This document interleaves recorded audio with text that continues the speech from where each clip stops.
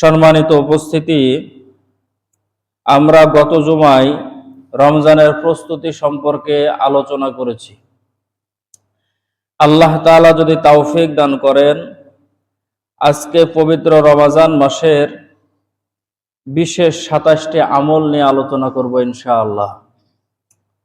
রমজান মাস এমন একটি মাস, যে মাস হলো আমলের মাস, ইবাদতের মাস, জাহান্নাম থেকে মুক্তির মাস, জান্নাত হাসিল করার মাস। মানুষ সারা বছর যা ইবাদতের ঘাটতি থাকে, সেই ঘাটতি পুষিয়ে নেওয়ার মাস হলো রমজান মাস। সারা বছরে আমাদের যা গুনাহ থাকে, সেই গুনাহগুলো মাফ করিয়ে নেওয়ার মাস হলো এই পবিত্র রমজান মাস। বাকি 11 মাস আমরা যে ত্রুটিগুলো করি, ইবাদতে অমনোযোগী থাকি এবং আল্লাহ তাআলার হক নষ্ট করে থাকি, সেগুলো পুষিয়ে নেওয়ার মাস হলো এই পবিত্র রমজান মাস। নিজের জিন্দেগি পবিত্র করার মাস হলো পবিত্র রমজান মাস। কিন্তু আমাদের মাঝে রমজান মাস আসে, রমজান মাস চলে যায়, আমাদের জীবনে তেমন কোনো পরিবর্তন হয় না। পরিবর্তন না হওয়ার কারণ হলো, রমজান মাসের যেভাবে কদর করার কথা, সেভাবে আমরা রমজান মাসের কদর করতে পারি না। যেভাবে ইবাদত বন্দেগী করার কথা, আমরা সেইভাবে ইবাদত বন্দেগীগুলো করতে পারি না। যেভাবে আল্লাহ তাআলাকে রাজি এবং খুশি করার কথা, আমরা ঠিক সেইভাবে আল্লাহ তাআলাকে রাজি এবং খুশি করতে পারি না। কিন্তু পক্ষান্তরে যদি সাহাবায়ে কেরাম রাদিয়াল্লাহু তাআলা আনহুম তাদের জিন্দেগি যদি আমরা খুলে দেখি, তাহলে কোন সাহাবী তাদের জীবনে একটা রমজান পেয়েছেন, কেউ বা 2টা পেয়েছেন, কেউ বা 3টা পেয়েছেন। এমনও সাহাবী দুনিয়ার জমিন থেকে বিদায় নিয়েছে যারা রমজান মাস পায়নি। এরকমও সাহাবী দুনিয়ার জমিন থেকে বিদায় নিয়েছে। দ্বিতীয় হিজরিতে রমজান এর রোজা ফরজ হওয়ার পরে আল্লাহর রাসূল 10ম হিজরিতে ইন্তেকাল করেন। সেই পর্যন্ত 8টা রমজান মাস আল্লাহ রাসূল সাল্লাল্লাহু আলাইহি ওয়াসাল্লাম তার জীবন দশায় পেয়েছেন। সম্মানিত উপস্থিতি, সাহাবায়ে কেরাম রাদিয়াল্লাহু তাআলা আনহু কেউ বা রমজানের আগে মুসলমান হয়েছেন, রমজানে একটা রোজা, রমজান মাসে রোজা রেখেছেন, একটা রমজান পেয়েছেন, তারপরে কোনো এক জিহাদের ময়দানে শাহাদাত বরণ করেছেন, বা এমনিতেই তাদের মৃত্যু হয়ে গেছে। কিন্তু একটা রমজান তারা এমন ভাবে ইবাদত করেছে যে আল্লাহ তাআলাকে তারা রাজি এবং খুশি করে ফেলেছে। কিন্তু আমরা আমাদের জিন্দেগির দিকে যদি তাকাই, কেউ 50টা রমজান পেয়েছি, কেউ 60টা রমজান পেয়েছি, 70টা রমজান পেয়েছি, এরকম ভাবে 20টা 30টা তো আমাদের জীবনে রমজান এসেছে। কিন্তু আমরা আমাদের জীবনকে পরিবর্তন করতে পারলাম না।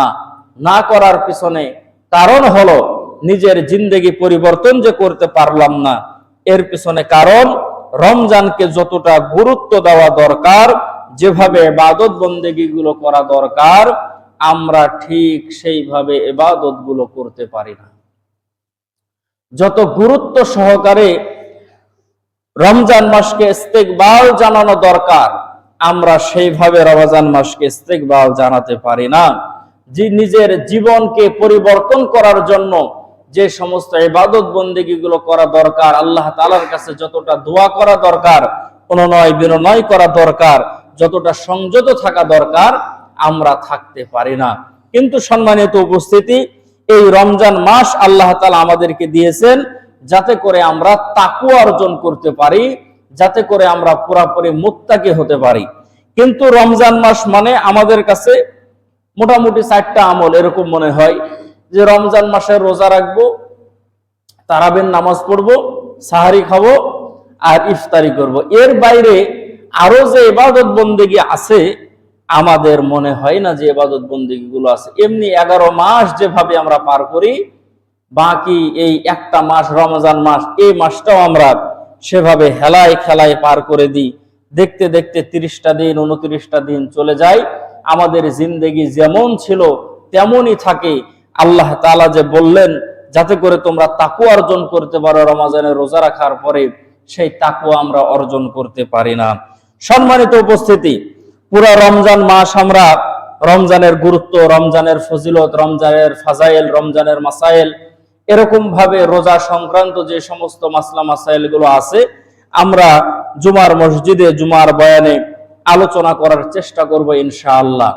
অল্প সময়ের মধ্যে আমরা আজকে কিছু আমলের কথা জানবো, যে আমলগুলো আমরা মোটামুটি প্রায় সকলেই আমলগুলো করি, কিন্তু এই আমলগুলো যদি আমরা জানি, আমরা তো জানা জিনিসও অনেক সময় ভুলে যাই। যদি আমরা শুনি তাহলে আমাদের সেটা ইয়াদ হয়, মনে হয়, ইবাদত বন্দেগী গুলো করতে সুবিধা হয়। এই জন্য আমরা আমলগুলো শুনবো এবং আমরা মনে রাখবো, এই ইবাদত গুলো আমলগুলো করার আমরা চেষ্টা করব ইনশাআল্লাহ। সম্মানিত উপস্থিতি, এই সমস্ত আমলগুলোর অনেকগুলো বই বের হয়েছে আমাদের দেশের মধ্যে। কোরআন হাদিস রিসার্চ করে ওলামা একরাম বিভিন্ন ধরনের বই আমাদের সামনে দিয়েছেন। সেই সমস্ত বইগুলো থেকে আমরা এই সমস্ত আমলগুলো জানতে পারি এবং শিখতে পারি। তার মধ্যে রমজান মাসের বিশেষ 27টা আমল আপনাদের সামনে বলার আমি চেষ্টা করব, এবং পরে যদি সুযোগ হয় তাহলে আমরা রমজান মাসের মধ্যে এগুলোর বিস্তারিত আলোচনা করার চেষ্টা করব ইনশাআল্লাহ। রমজান মাসের এক নাম্বার আমল হলো শাওয়াল মাসের 29 তারিখে পশ্চিম আকাশে রমজান মাসের চাঁদ দেখা। রাসূল করিম সাল্লাল্লাহু আলাইহি ওয়াসাল্লাম হাদিস শরীফের মধ্যে বলেন যে তোমরা চাঁদ দেখে রোজা ধরো এবং চাঁদ দেখে তোমরা রোজা ছাড়ো। কিন্তু এই চাঁদ দেখা যে একটা আমল, চাঁদ দেখা যে একটা ইবাদত, এটা আমাদের সমাজ থেকে প্রায় উঠে গেছে বললেই চলে। কারণ চাঁদ দেখার, এটা যে চাঁদ দেখাটা যে ইবাদত, এটা রাসূল সাল্লাল্লাহু আলাইহি ওয়াসাল্লামের যে নির্দেশ, এটা আমাদের অনেকেরই সে সময় মনে থাকে না। আমরা অনেকেই ফেসবুক নিয়ে বসি চাঁদ দেখার জন্য, অনেকেই বা টিভি চ্যানেলের সামনে বসি যে খবরে প্রচার হলো কিনা রমজান মাসে চাঁদ দেখা গেছে। আরো একটা সুযোগ হলো কি, যে ওই ফেসবুকে দেখার দরকার নাই, টিভিও দেখার দরকার নাই, বিদেশে যদি কেউ থাকে তাহলে আমরা খোঁজ লাগাই যে আজকে সৌদি আরবে রোজা হলো কিনা। যদি আজকে সৌদি আরবে রোজা হয় তাহলে চাঁদ উঠুক বা না উঠুক কালকে আমাদের দেশে হয়ে যাবে। কিন্তু চাঁদটা দেখা এটা সওয়াবের কাজ। সম্মানিত উপস্থিতি, শুধু সওয়াবের কাজ না, আকাশে চাঁদ দেখা এটা হলো ফরজে কিফায়া। যদি এলাকার কোনো মানুষ যদি আকাশের মধ্যে চাঁদ যদি না দেখে তাহলে ফরজে কিফায়া তরক করার গুনাহ পুরা এলাকাবাসী হবে। এই জন্য আকাশের চাঁদ দেখা আমাদের প্রত্যেকটা ইবাদত আরবি মাসের চাঁদের উপরে নির্ভর করে। এই জন্য আমরা আকাশের চাঁদ দেখব এবং রাসূল সাল্লাল্লাহু আলাইহি ওয়াসাল্লাম আমাদেরকে যে দোয়া শিখিয়েছেন সেই দোয়া আমরা পড়ব ইনশাআল্লাহ। তারপরে রমজান মাসের দ্বিতীয় নাম্বার আমল হলো রোজা রাখা। রমজানের রোজা রাখা এটা নফল, সুন্নত, মুস্তাহাব আমল না। রমজানের রোজা রাখা আকেল বালেগ যারা সুস্থ মানুষ তাদের জন্য রমজানের রোজা রাখা ফরজ। এবং আল্লাহ তাআলা কোরআনুল কারীমের মধ্যে এটা ফরজের ঘোষণা করেছেন, ইয়া আইয়ুহাল্লাযীনা আমানু কুতিবা আলাইকুমুস সিয়াম কামা কুতিবা আলাল্লাযীনা মিন ক্বাবলিকুম লাআল্লাকুম তাত্তাকুন, যে হে ঈমানদারগণ তোমাদের জন্য রমজানের রোজাকে ফরজ করা হয়েছে যেমনই ভাবে ফরজ করা হয়েছিল তোমাদের পূর্ববর্তী যারা ছিল তাদের উপরে, যাতে করে তোমরা লাআল্লাকুম তাত্তাকুন পুরোপুরি ভাবে মুত্তাকি হতে পারো। এই জন্য সম্মানিত উপস্থিতি, রমজানের রোজা কোনোভাবেই ছাড়া যাবে না। রমজানের রোজা রাখা ফরজ রোজা, এটা অবশ্যই আমরা যারা সুস্থ আছি, আল্লাহ তাআলা যাদেরকে আমাদেরকে সুস্থ রেখেছেন, আমাদেরকে অবশ্যই রোজা রাখতে হবে। এবং আমাদের পরিবার পরিজন যারা আছেন তারাও যাতে করে রমজানের রোজা রাখে তাদেরকে তাগিদ দিতে হবে। আমি রোজা রাখলাম, আমার স্ত্রী রোজা রাখে না, আমি রোজা রাখি, আমার মা বাবা রোজা রাখে না, এমনটি যাতে না হয়। পরিবারের সবাই যাতে করে রোজা রাখে সেই দিকে খেয়াল রাখতে হবে। নবীজি সাল্লাল্লাহু আলাইহি ওয়াসাল্লাম হাদিস শরীফের মধ্যে বলেন, কেউ যদি রমজান মাসে ইচ্ছাকৃতভাবে একটা রোজা ছেড়ে দেয়, সে যদি পরবর্তীতে সারা জীবন রোজা রাখে, হয়তো সেই রোজার ঘাটতি পূরণ হতে পারে, কাজা আদায় হতে পারে, কিন্তু রমাজানে একটা রোজার যে সোয়াব, সে সোয়াব সে সারা জীবন রোজা রাখলে সেই সোয়াব পাবে না। কিন্তু আমাদের সমাজে অনেক মানুষ আছে অজুহাতে, বিভিন্ন ধরনের অজুহাত, কেউ বলে পেটে ব্যথা, কেউ বলে সারাদিন না খেয়ে থাকতে পারি না, কেউ বলে গ্যাসের সমস্যা, বিভিন্ন ধরনের সমস্যা সামনে এনে রমজান মাসের পবিত্রতা নষ্ট করে রোজা রাখে না। সম্মানিত উপস্থিতি, এই জন্য রমজানের রোজা যাতে করে আমাদের নষ্ট না হয়, আমরা যাতে করে রমজানের রোজাগুলো রাখতে পারি, আমাদের আহাল পরিবারগুলো যাতে রমজানের রোজা রাখতে পারে, আল্লাহ তাআলা যেন আমাদেরকে সে তৌফিক দান করেন। সকলে বলছি আল্লাহুম্মা আমিন। তারপরে রমজানের 3 নাম্বার আমল হলো তারাবির নামাজ আদায় করা। রাসূল করিম সাল্লাল্লাহু আলাইহি ওয়াসাল্লাম হাদিস শরীফের মধ্যে বলেন, কেউ যদি ঈমানের সাথে এবং নেকি পাওয়ার আশায় তারাবির নামাজ আদায় করে, আল্লাহ তাআলা তার পিছনের সমস্ত গুনাহগুলোকে মাফ করে দেন। সম্মানিত উপস্থিতি, কত বড় সওয়াবের কথা, কত বড় সুসংবাদের কথা যে তারাবির নামাজ কেউ যদি ঈমানের সঙ্গে এবং সওয়াব পাওয়ার আশায়, নেকি পাওয়ার আশায় যদি আদায় করে, তাহলে আল্লাহ পাক রব্বুল আলামিন তার পিছনের গুনাহগুলোকে মাফ করে দেন। সারা বছর কোনো কথা থাকে না, কিন্তু রমজান মাস আসলে আমাদের সমাজে বহুত ধরনের কথা চালু হয়।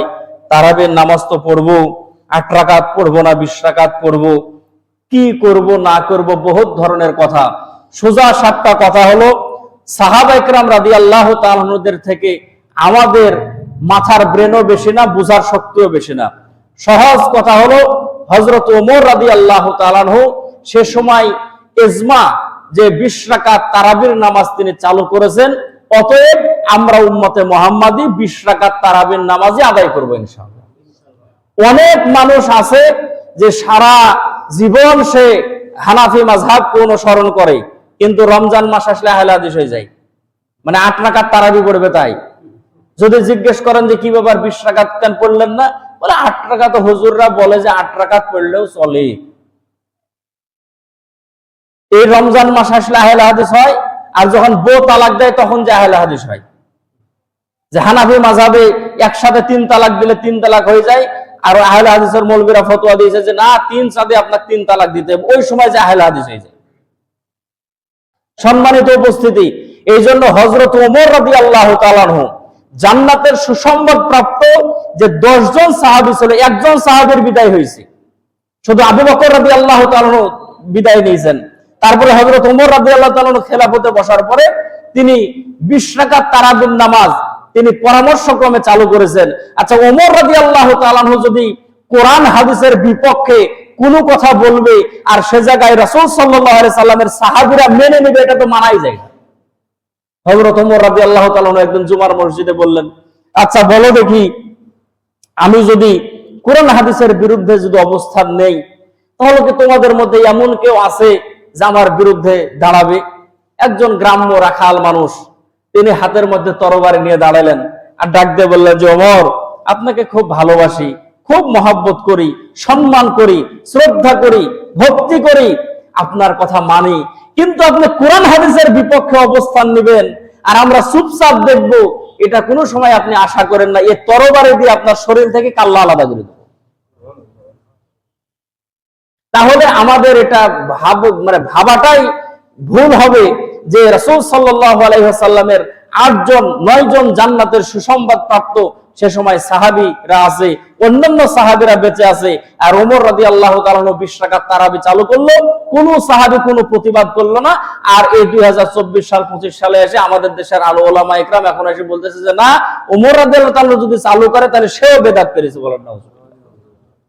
সম্মানিত উপস্থিতি, হ্যাঁ, আপনার যদি শারীরিক সমস্যা থাকে যে আমার মাজা ব্যথা, হাঁটু ব্যথা, কোমর ব্যথা, দাঁড়ায় থাকলে মাথা ঘুরে, আমি 20 রাকাত পড়তে পারতেছি না, সেটা আলাদা কথা। কিন্তু পারতপক্ষে চেষ্টা করা 20 রাকাত তারাবির নামাজ আদায় করা। আল্লাহ তাআলা আমাদেরকে নামাজগুলো সুস্থ শরীরে সুন্দরভাবে আদায় করার মতো তৌফিক দান করুন। সকলে বলছি আল্লাহুম্মা আমিন। 4 নাম্বার, সাহারি করা, এটা ইবাদত। অন্য মাসে যদি আপনি রাত্রের বেলা খানা খান, কোনো সওয়াব নাই, কিন্তু আপনি সাহারির নিয়াতে আপনি রমাজান মাসে আপনি খানা খাবেন, আল্লাহ তাআলার রাসূল বলেন যে সেই খানার মধ্যে বরকত আছে এবং সে খানা খেলে আল্লাহ তাআলা বান্দার আমল নামার মধ্যে সওয়াব দান করেন। সুবহানাল্লাহ। এই জন্য রমাজান মাসের আমল হলো কি? সাহারি খাওয়া। অনেকে আছে যে হুজুর আজকে রোজা থাকতে পারিনি, কারণটা কি? আজান হয়ে গেছে, সাহারি খেতে পারেনি। সাহারি খাওয়া ফরজও না, সাহারি খাওয়া ওয়াজিবও না, সাহারি খাওয়া হলো সুন্নাত। আপনি যদি খান তাহলে এটা সওয়াব আছে, কিন্তু কেউ যদি না যদি খেতে পারে, আজান হয়ে গেছে আপনি খেতে পারেন নাই, তাহলে আপনার রোজা হয়ে যাবে, কিন্তু আপনি সাহারি খেলে যে সওয়াবটা পেতেন সেই সওয়াবটা পেলেন না। কিন্তু এই কারণে আমি সাহারি খেতে পারিনি, এই জন্য আমি সারাদিন রোজা রাখবো না, এই সুযোগ নাই। খেতে পারেননি, সাহারি খাওয়ার সওয়াব থেকে বঞ্চিত হয়েছেন, কিন্তু আপনি রোজা রাখবেন, আল্লাহ তাআলা রোজা কবুল করে নেবে, কোনো সমস্যা নাই। সাহারি খাওয়ার বিধান তো এটা পরে আসছে। রোজা যখন ফরজ হয় প্রথম পর্যায়ে এরকম ছিল যে মানুষ ইফতার করার পরে যে খানাটা খায়, খানাটা খাওয়ার পরে সে যদি ঘুমায় যায় তাহলে সে আর খাবার খেতে পারবে না। ইফতার করার পরে যে খানাটা খায়, সে যদি ফজরের আগ পর্যন্ত যদি ঘুমায় তাহলে সে খানা খেতে পারবে, সমস্যা নেই। কিন্তু ঘুমাই গেলে ঘুম থেকে উঠে আর খানা খেতে পারবে না। একজন সাহাবী এরকম ভাবে রোজা রাখার পরে বেহুশ হয়ে পড়ে গেল। আল্লাহ রাসূল সাল্লাল্লাহু আলাইহি সাল্লাম জিজ্ঞেস করলো কি ব্যাপার? তার স্ত্রী বলল যে ইয়া রাসূলুল্লাহ, সে ইফতার করার পরে সে তন্দ্রা অবস্থায় চলে গেছে, সে আর পরবর্তীতে খাবার খায় নাই, শরীর দুর্বল, সে বেহুশ হয়ে গেছে। পরবর্তীতে আল্লাহ পাক রব্বুল আলামিন এই সাহারির বিধান দিয়েছে যে আপনি ইফতারি করবেন, তারাবির নামাজ আদায় করবেন, আপনি ঘুমায়া যাবেন, রাত্রের শেষ অংশে আপনি সাহারি খাবেন, এটা সুন্নাত, এর মধ্যে আমি আল্লাহ তাআলা বরকত রেখেছি। সুবহানাল্লাহ। কিন্তু সাহারি যদি কেউ না যদি খেতে পারে, এর জন্য রোজা সে রাখবে না, বিষয়টা এরকম না। কথা কি বোঝা গেছে? যদি ছুটে যায়, খেতে পারেনি তো পারেনি, কিন্তু আমরা রোজা রেখে দেব। তাহলে সাহারি খাওয়া 4 নাম্বার আমল হলো সাহারি খাওয়া। আর 5 নাম্বার হলো সাহারি রাত্রের শেষ অংশে খাওয়া। রাত্রে সাহারি শেষ অংশে খাওয়া, যে আমি তো খাবো, ঘুমের খুব সমস্যা, তো রাত 12টা বেজে গেছে, খাইয়ে দেয় ঘুমাই গেলাম, আপনার রোজা হবে, সমস্যা নাই। কিন্তু সুন্নত হলো কি? রাত্রের শেষ অংশে খাওয়া। শেষ অংশে খাওয়া মানে এরকম না যে মুয়াজ্জিন সাহেব হাতে মাইক নিয়ে আছে আর আপনি খাবার শুরু করেছেন, যে শেষ মানে একবারে 3 মিনিট আগে খাবো, এরকম শেষ না। আল্লাহ রাসূল সাল্লাল্লাহু আলাইহি সাল্লাম রাত্রের শেষ অংশে তিনি সাহারি খেতেন। সাহাবা একরাম রাদিয়াল্লাহু তাআলা আনহু বলেন যে আল্লাহর রাসূলের সাহারি খাওয়া এবং ফজরের আজান এর মধ্যে যে গ্যাপ থাকতো, সময় থাকতো, এই সময়ের মধ্যে কোরআনের আয়াত 50 থেকে 60টা আয়াত তেলাওয়াত করা যেত। 50 থেকে 60টা কোরআনের আয়াত, মধ্যম যে আয়াতগুলো আছে, বড় বড় আয়াত না, আবার একেবারে ছোট ছোট আয়াত না, এরকম 50 থেকে 60টা আয়াত তেলাওয়াত করা যেত। এরকম সময়ে আল্লাহ রাসূল সাল্লাল্লাহু আলাইহি সাল্লাম সাহারি খেতেন। কিন্তু আমরা অনেকে আছে যে রাত 2টার সময় সাহারি খেয়ে আবার এক পালা ঘুম হয়ে গেছে। আবার অনেকে এরকম আছে যে মুয়াজ্জিন সাহেব ফু দিতেছে, আর মাত্র 3 মিনিট ঢাকা বাগের খাইতে খাইতে আজানও শেষ। আপনি সাহারির সময় দেখবেন যে কোন সময় শেষ, তার আগে আপনাকে সময়। তাহলে 50টা আয়াত তেলাওয়াত করতে কত সময় লাগে? 10 মিনিট, 15 মিনিট, সর্বোচ্চ 20 মিনিট। তাহলে আজানের কমপক্ষে 20 মিনিট আগে খাবার আপনি শেষ করার চেষ্টা করবেন ইনশাআল্লাহ। তাহলে সাহারি শেষ প্রহরে খাওয়া, এটা হলো সুন্নাত। তারপরে 6 নাম্বার ইফতার করা। ইফতার করা এটা সওয়াবের কাজ। সারাদিন মানুষ না খেয়ে থাকার পরে ইফতার সামনে নিয়ে বসলে মানুষের অন্তরের মধ্যে যে আনন্দ হয়, এই যে রোজা রাখে না, ও কি আনন্দ বুঝতে পারে? আল্লাহ রাসূল সাল্লাল্লাহু আলাইহি সাল্লাম বলেন রোজাদারদের জন্য আনন্দের সময় হলো 2টা। 1 নম্বর হলো দুনিয়ায় যখন সে ইফতার নিয়ে বসে, আর 2য় নাম্বার হলো রোজাদার যখন আল্লাহ তাআলার সঙ্গে সাক্ষাৎ করবে। এই 2টা সময় হলো রোজাদারদের জন্য আনন্দের সময়। সারাদিন না খাওয়ার পরে দিন তো আস্তে আস্তে বড় হয়, আর যে রোদের তাপ, এই সময় গলা শুকায় যায়।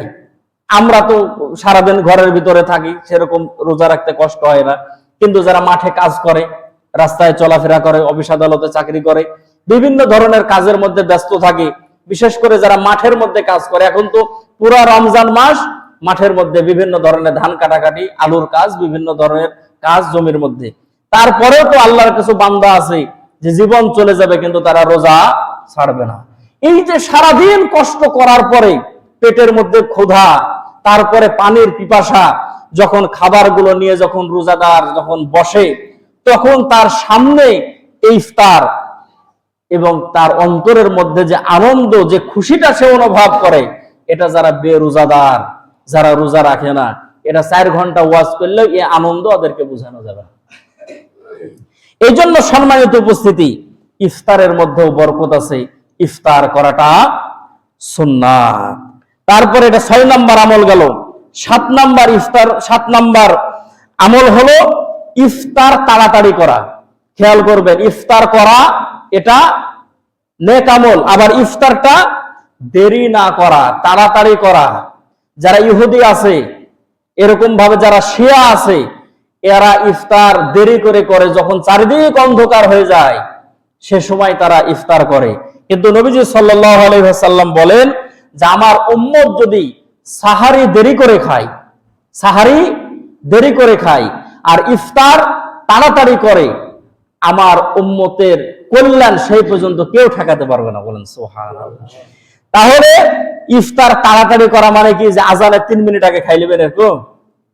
তাড়াতাড়ি করা মানে যে সময় হয় সে সময়, যে বেলা ডুবে গেছে, এখন আমাদের মসজিদের মধ্যে ইফতারের সময়সূচি আছে, সেই সময় অনুযায়ী এখন মুয়াজ্জিন সাহেব আজান দেবে, আমরা ইফতার করব।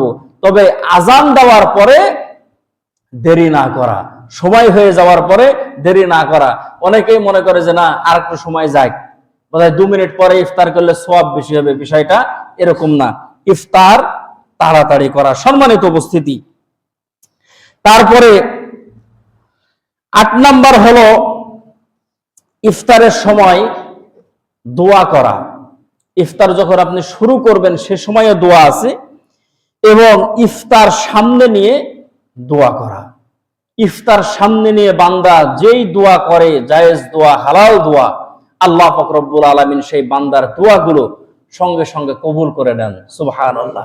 এই জন্য ইফতার সামনে নিয়ে অযথা কথাবার্তা না বলা, দোয়ার মধ্যে থাকা, এবং মা বোনদেরকেও বলা যে তাড়াতাড়ি কাজগুলো সেরে ইফতার সামনে নিয়ে কমপক্ষে যেন 10টা মিনিট বসা যায়, আল্লাহ তাআলার কাছে যাতে দোয়া করা যায়, সে সময়টা যাতে করে হাতে থাকে, সে সময়টা নিয়ে বসা। এরকম আছে যে আপনি ইফতার নিয়ে বসলেন আর স্ত্রী চুলার কাছে আছে, আজান দিয়ে দিল, কখন দোয়া করব, কখন কি করব, গরুর গোয়ালে আছেন, আজান দিয়ে দিল, যে গরুটা বাঁধতে গেলেন, আজান দিয়ে দিল। তাহলে আপনাকে সময় সেভাবে ম্যানেজ করা যাতে করে আপনি বসে একটু আল্লাহ পাক রব্বুল আলামিনের কাছে দোয়া করতে পারেন। 9 নাম্বার আমল হলো সাহারি এবং ইফতারিতে খেজুর খাওয়া। সুন্নত, এক একটা সুন্নত আমল করবেন। এগুলো কিছু আমল আছে অন্য মাসেও করা যায়, বেশিরভাগ আমল আছে রমজান মাসের সাথে সম্পৃক্ত। এই জন্য সাহারি এবং ইফতারিতে খেজুর খাওয়া এটা সুন্নাত। এক একটা সুন্নত যদি আপনি আমল করতে পারেন তাহলে 100টা শহীদের সওয়াব পাবেন।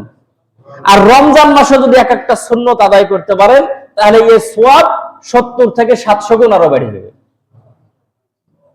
সাহার, আমরা ইফতারিতে তো খেজুর খাই, কিন্তু সাহারিতে আমরা কয়জন খেজুর খাই?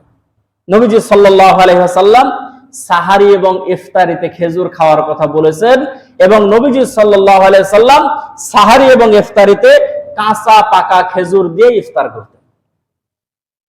মক্কার মানুষ, খেজুরের কোনো অভাব নাই, তিনি কাঁচা পাকা খেজুর দিয়ে ইফতার করতেন। আর আমাদের দেশে যেগুলো বাসট পড়া খেজুর, যেগুলো চলে না অন্য জায়গায়, সেগুলো আমাদের দেশে খেজুর পাঠায়। কালকে হাটে দেখলাম যে খুব ভালো মানের বড় খেজুর, জিজ্ঞেস করলাম দাম কত, বলতেছে দাম বেশি না, 1800 টাকা কেজি। কি খাবেন? মানে খেজুর দিয়ে ইফতারি করবেন, রক্ত শুকায় যাবে। সম্মানিত উপস্থিতি, সাহারি এবং ইফতারে খেজুর খাওয়া, এখন তো মোটামুটি অন্যান্য খেজুরের দাম যা দেখলাম মোটামুটি সহনীয় পর্যায়ে আছে। আর আমাদের দেশে তো আবার কিছু মানুষ ছিল খেজুরের দাম বাড়ি গেলে বলতো যে খেজুর খাওয়ার দরকার কে, বই দিয়ে চালাই দিবেন, খেজুর খাওয়ার দরকার নাই, বই দিয়ে মেরে দিবেন। বেগুনের দাম বাড়ি গেল বলে কদু দিয়ে চালাই দিবেন। বিভিন্ন ধরনের গোছের দাম বাড়ি গেল বলছে কাঁঠাল দিয়ে মেরে দেন। এরকম বহু ধরনের পরামর্শ দেওয়ার মানুষ আমাদের দেশে এক সময় ছিল। সম্মানিত উপস্থিতি, এই জন্য সাহারি এবং ইফতারিতে আমরা এই খেজুর খাবো। অনেকে আছে ডায়েট কন্ট্রোল করে যে না এই সাহারিতে কিছু খাবো না, কিছু যদি আপনি নাও খান বরকতের নিয়াতে একটা খেজুর খাবেন, এক গ্লাস পানি খাবেন। আল্লাহ তাআলা কবুল করুন, বলেন আমিন। 10 নাম্বার, দিনভর আল্লাহ তাআলার কাছে বেশি থেকে বেশি দোয়া করা। রোজাদারের সমস্ত দোয়াগুলো আল্লাহ তাআলার কাছে কবুল হয়। নিজের জন্য দোয়া করবেন, মা বাবার জন্য দোয়া করবেন, আত্মীয় স্বজনের জন্য দোয়া করবেন, ছেলে মেয়ের জন্য দোয়া করবেন, প্রত্যেকের জন্য দোয়া করবেন। এই দোয়া করার জন্য যে হুজুর দোয়া যদি করি তাহলে তো মসজিদে আবার আসা লাগবে, ওযু করা লাগবে, বসা লাগবে। তাহলে যদি সারাদিন এই দোয়াই যদি করি তাহলে সংসারের কি আর কোনো কাজ নাই? দোয়া করার জন্য আপনার ওযু গোসল কোনো কিছুর প্রয়োজন নাই। আপনি দোকানে বসে থেকে আপনি দোয়া করবেন, আপনি জমিতে কাজ করতে করতে আপনি দোয়া করবেন, আপনি ব্যবসা প্রতিষ্ঠানে বসে থেকে দোয়া করবেন, আপনি চাকরির অফিসে বসে থেকে দোয়া করবেন। কবুল করার মালিক কে? এই জন্য দোয়া করার জন্য, জিকির করার জন্য ওযু গোসলের প্রয়োজন হয় না, নির্দিষ্ট জায়গার কোনো প্রয়োজন হয় না। তাহলে আল্লাহর নাম নিতে, আল্লাহর কাছে চাইতে ওযুর প্রয়োজন হয় না, গোসলের প্রয়োজন হয় না।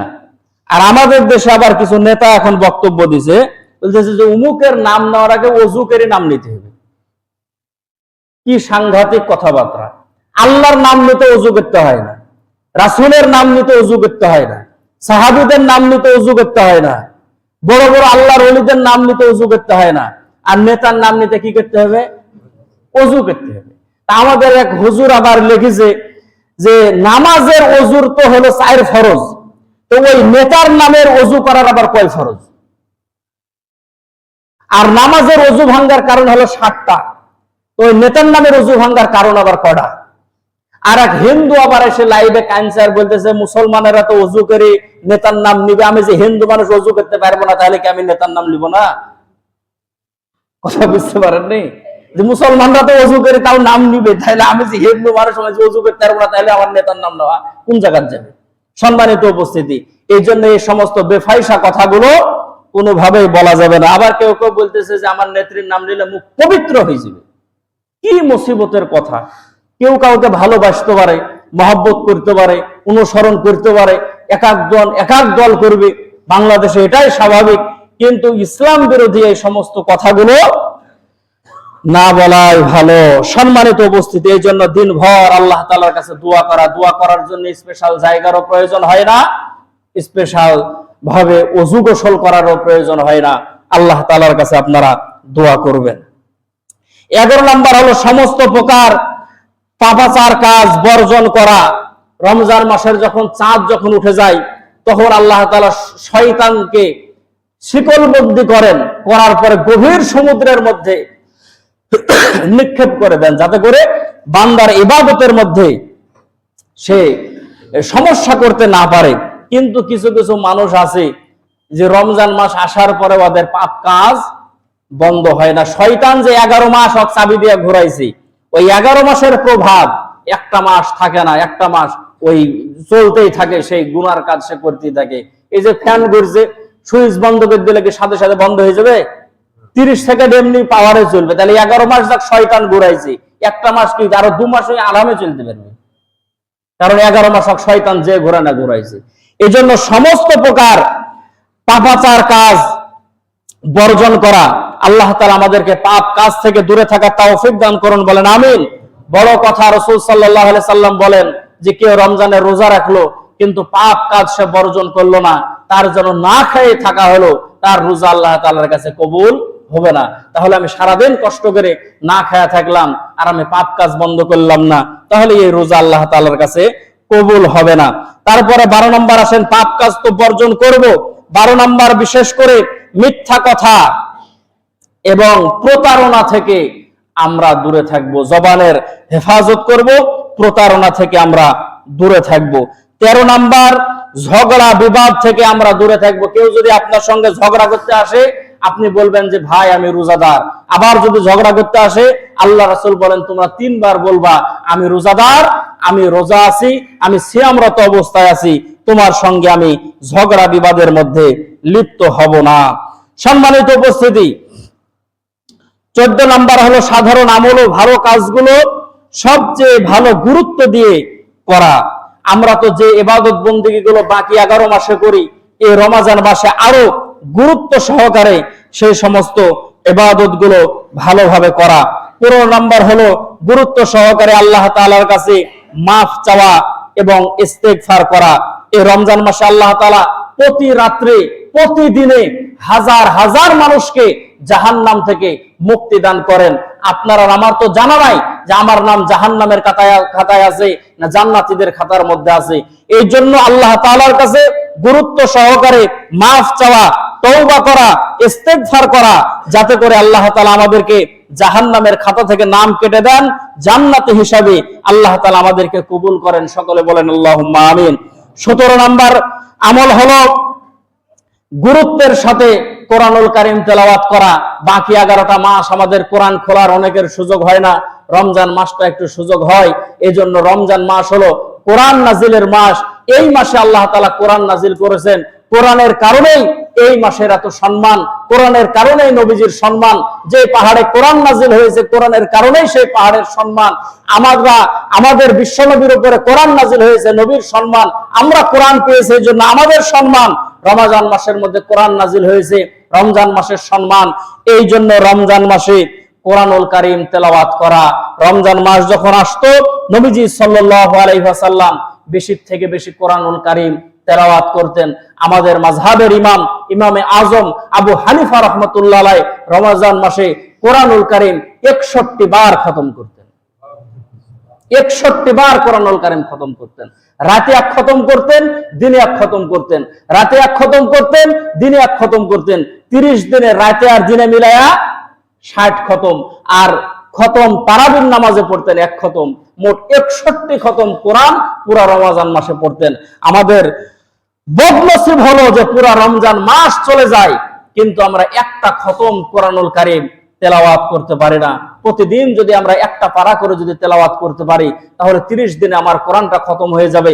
আরো যারা দ্রুত তেলাওয়াত করতে পারি, আমরা 2 পারা 3 পারা করে আমরা পড়তে পারি, কোরআনুল কারীম খতম হবে। সওয়াব দিবেন আল্লাহ তাআলা। অনেকেই আমরা আছি যে হুজুর তেলাওয়াত করার ইচ্ছা হয়, কিন্তু আমি তো তেলাওয়াত জানি না। একজন 1 পারা কোরআন তেলাওয়াত করতে আধা ঘন্টা সময় লাগে। আপনি আধা ঘন্টা ওই সময়টা অপচয় না করে, ব্যয় না করে, আপনি বসে বসে আস্তে আস্তে সূরা ইখলাস কমপক্ষে পড়বেন 100 বার। যারা কোরআন তেলাওয়াত করতে পারেন তারা তো কোরআন তেলাওয়াত করবেন, আর যারা কোরআন তেলাওয়াত করতে পারেন না, রমজানের বরকত নেওয়ার কারণে শুধুমাত্র সূরা ইখলাস প্রতিদিন কমপক্ষে কয়বার পড়বেন? 100 বার কোরআনুল এই সূরা ইখলাস আপনি পাঠ করবেন। নবীজি সাল্লাল্লাহু আলাইহি ওয়াসাল্লাম আবু হুরায়রা রাদিয়াল্লাহু তাআলাকে বলেন যে আবু হুরায়রা, সূরা ইখলাসের হাফেজ হও।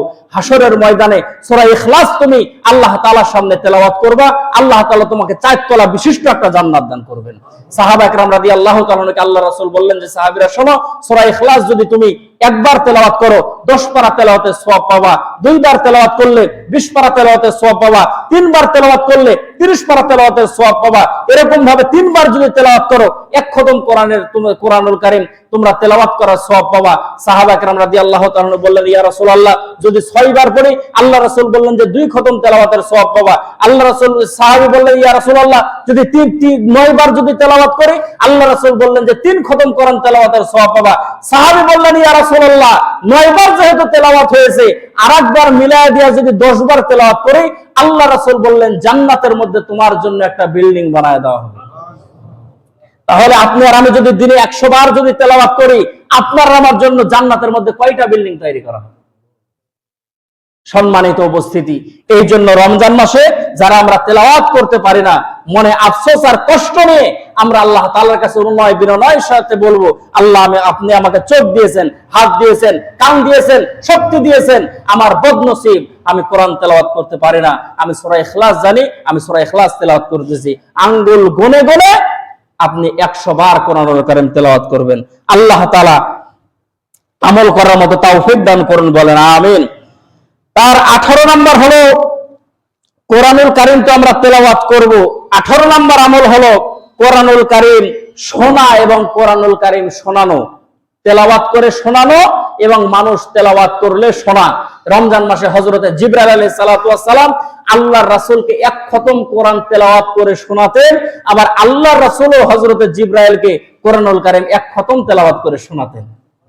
এই জন্য আপনি তেলাওয়াত করবেন বাড়িতে, আপনার স্ত্রী বসে বসে শুনবে, আপনার সন্তান বসে বসে শুনবে, আপনার স্ত্রী তেলাওয়াত করবে, আপনি বসে বসে শুনবেন, আপনার সন্তান তেলাওয়াত করবে, আপনি বসে বসে শুনবেন, আপনি তেলাওয়াত করবেন, আপনার পরিবারের লোকজন বসে বসে শুনবে।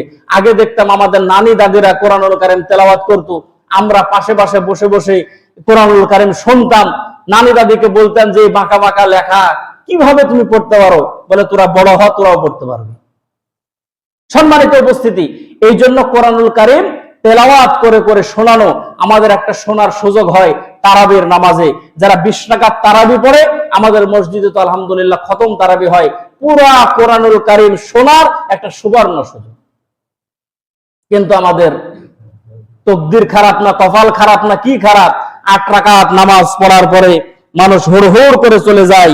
কোরআনুল কারীম শোনা যে একটা সওয়াবের কাজ, নামাজ পড়া যে একটা সওয়াবের কাজ, মানুষ যেন বুঝতেই চায় না। 19 নাম্বার হলো দান এবং সাদকা বেশি বেশি করা।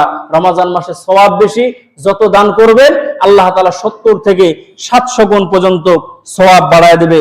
এই জন্য দান সাদকা বেশি বেশি করা। 20 নাম্বার হলো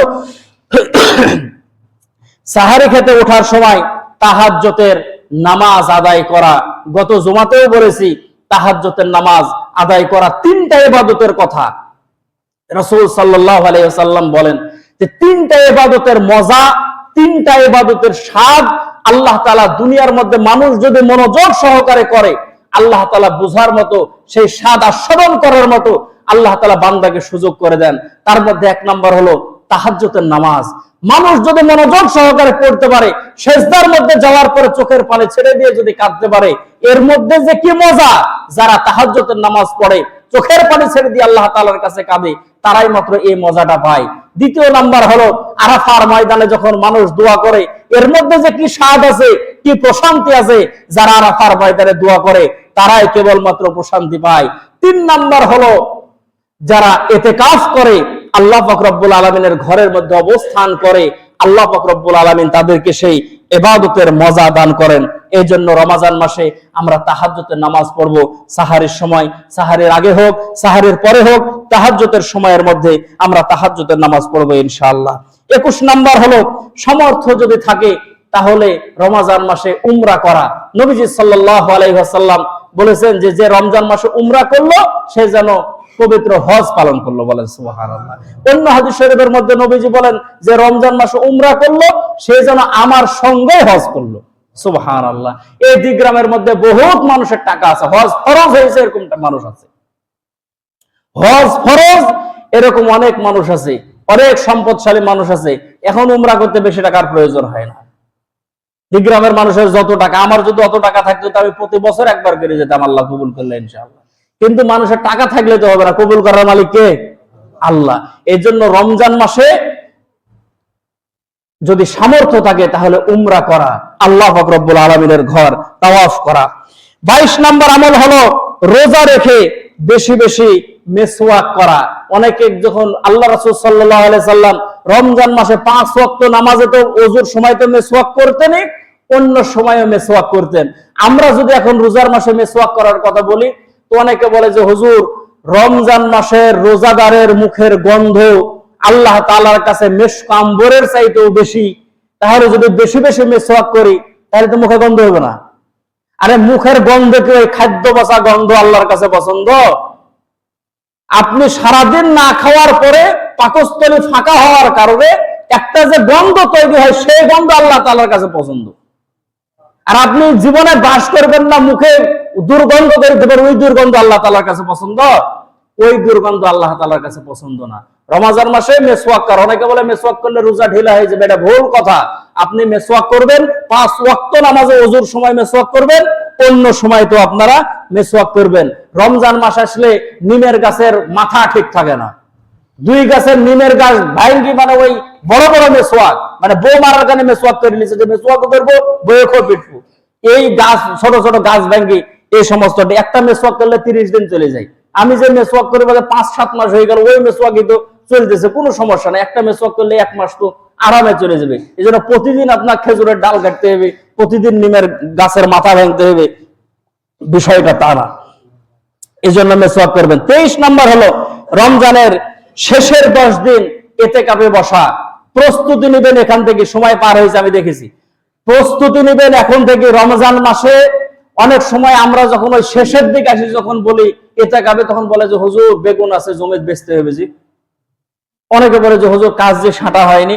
এই জন্য রোজার শুরুর এই আগের জুমাতেই বলে দিলাম, ইতিকাফে আমরা বসাই যারা বুড়া মানুষ, হাঁটতে পারে না, চলতে পারে না, যে কাকা কোন রকম বসেন, নাহলে পুরো গ্রামের মানুষ গুনাহগার হয়ে যাব, প্রয়োজনে আপনাকে একটা লুঙ্গি দেবো, তা আপনি 10টা দিন মসজিদের কোণায় থাকেন। কিন্তু ইতিকাফের নিয়ম কি এটা? যারা যুবক আছে, যারা কর্ম করতে পারে, যারা শক্তিশালী আছে, এরা করবে ইতিকাফের মধ্যে, এরা বসবে। কিন্তু না, যারা মুরব্বী মানুষ, হাঁটতে পারে না, চলতে পারে না, ধাক্কা দিলে উল্টে পড়ে যায়, নিয়ে এসে মসজিদের মধ্যে হুড় করে বসাই দিল, এখন থাকো। এখন ওখানে মসজিদে বসতে ভালো লাগে না, একবার জান্নাত দেখ, আল্লাহ বাইরে কেটে, একবার মুড়ে চলে যায়, একবার এদিক চলে যায়, একবার ছাদের উপর চলে যায়, অস্থির অবস্থার ভিতর থাকে। এই জন্য রমজানের শেষ 10 দিনে ইতিকাফ করা। 24 নাম্বার হলো রমজানের শেষ 10 দিন ইবাদত বন্দেগী গুলো বেশি বেশি করা। মহা মুশকিলের কথা যে 1 দিন 2 দিন 3 দিন রোজা পার হওয়ার পরে শেষের 10 দিনে আসি, প্রথমের দিন বারান্দা পার হয়ে ওই বাইরে চলে যায় মুসল্লি, তারপর আস্তে আস্তে আস্তে আস্তে আস্তে আস্তে কমতে কমতে 3 কাতারে এসে ঠেকে। কিন্তু আল্লাহ রাসূল শেষের 10 দিন বেশি ইবাদত করতে বলেছেন। আয়েশা সিদ্দিকা বলেন, আল্লাহ রাসূল এত পরিমাণে শেষের 10 দিনে আল্লাহ রাসূল ইবাদত বন্দেগী করতেন, আর আমরা শেষের 10 দিনে কেনা কাটা বেচা কিনালি আমরা ব্যস্ত, বাজার করালে ব্যস্ত। শেষের 10 দিন কিছু করা যাবে না হুজুর, এখন ঈদের বাজার, এখন শপিং চলবে। এই জন্য শেষের 10 দিন বেশি বেশি ইবাদত গুলো করা। 25 নাম্বার হলো লাইলাতুল কদর, শেষ দশকে লাইলাতুল কদর তালাশ করা। যদি পারেন 10 দিন ইবাদত করবেন, না হলে কমপক্ষে 5 দিন, এই 5 বেজোড় যে রাতগুলো আছে লাইলাতুল কদর তালাশ করা। 26 নাম্বার যদি লাইলাতুল কদর পেয়ে যান, সেই রাত্রে বেশি বেশি আল্লাহ তাআলার কাছে দোয়া করা, আল্লাহুম্মা ইন্নাকা আফুবুন তুহিব্বুল আফওয়া ফাফু আন্নি। আল্লাহ তাআলার কাছে বলা যে আল্লাহ আপনি ক্ষমাশীল, আপনি ক্ষমা করতে ভালোবাসেন, অতএব আপনি আমাকে ক্ষমা করে দেন। 27 নাম্বার হলো রমজান শেষে ফিতরা আদায় করা। এই 27টা আমল আপনাদের সামনে সংক্ষিপ্ত ভাবে বললাম, যাতে করে আপনারা প্রথম রোজা থেকেই এই সমস্ত আমলগুলো আপনারা শুরু করে দিতে পারেন। তারপরে রমজানের আরো ফাজাইল আছে, আরো মাসাইল আছে, আরো গুরুত্ব আছে, আরো ফজিলত আছে। এই সমস্ত গুরুত্ব এবং ফজিলত গুলো আমরা জুমার মসজিদে ধারাবাহিকভাবে আলোচনা করার চেষ্টা করব ইনশাআল্লাহ।